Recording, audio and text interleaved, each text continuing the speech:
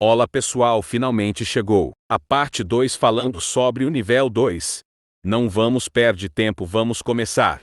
Descrição: normalmente, a grande maioria destas portas estará trancada, independentemente do que possa ser visível através das janelas do lado oposto. Para as portas que não estão trancadas e para as portas que não levam a outros níveis, elas geralmente se abrem para uma variedade de possibilidades diferentes, sendo algumas delas amplos complexos de corredores e salas de vários tamanhos, que geralmente contêm equipamentos industriais maiores. Segundo, essas salas eram mais comumente usadas por grupos que habitavam o nível 2 e ainda são usadas com relativa frequência por grupos modernos para acessar rapidamente a internet. Acredita-se também que estas salas seriam posteriormente terraformadas no espaço de escritórios Eutreza. No entanto, não existem registros sobreviventes para confirmar nem negar que qualquer terraformação ocorreu. Terceiro, um longo corredor, ou muitas vezes uma infinidade de corredores que dão a volta para a mesma porta de onde veio. Quarto, uma sala singular, de tamanhos variados, geralmente apenas um simples quadrado ou retângulo. Algumas salas mais raras possuem um design de forma composta. Quinto, acredita-se também que uma destas variedades de salas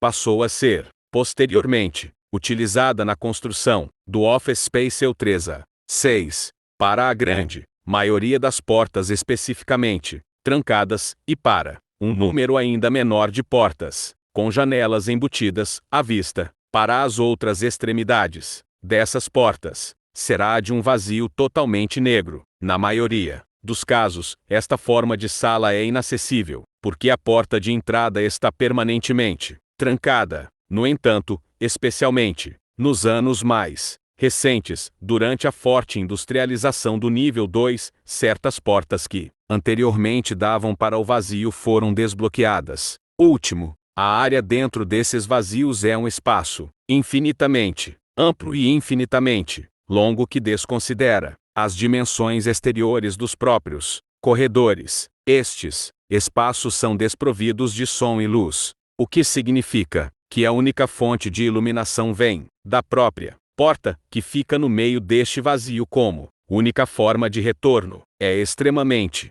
fácil se perder e perecer nesses vazios infinitos e sem luz, e entrar neles não é recomendado.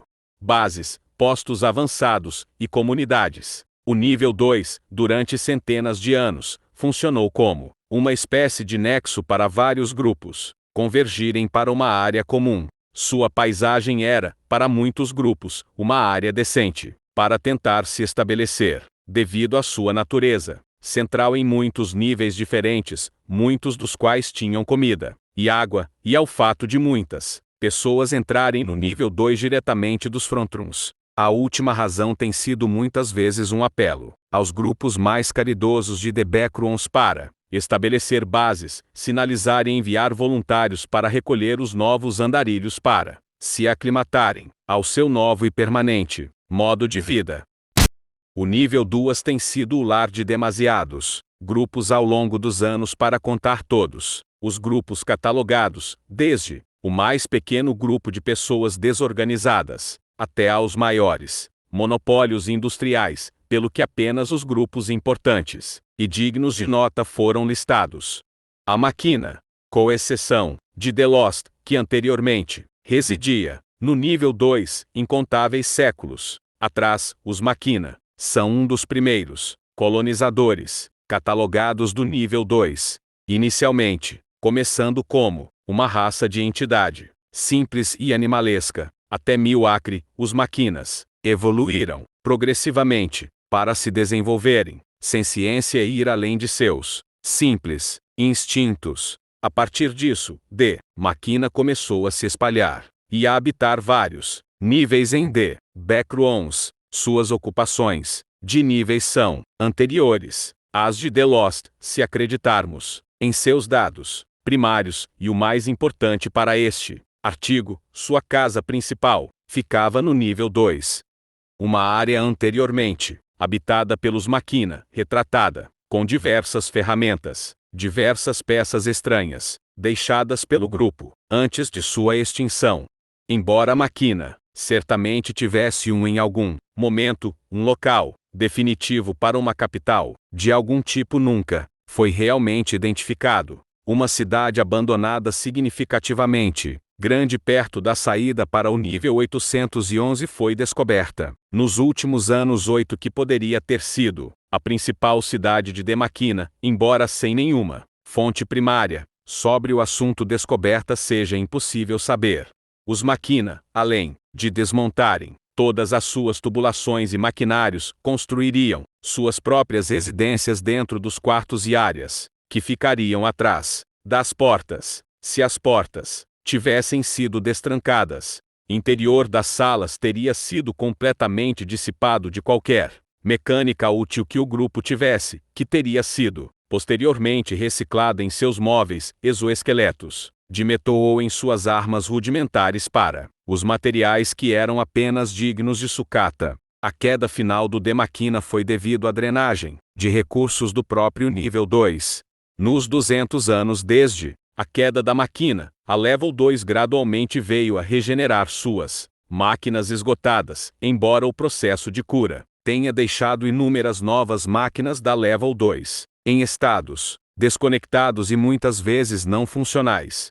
O salão principal, que os Eden Stragglers costumavam ocupar, retratado, anos após sua liquidação e depois que seus suprimentos foram invadidos.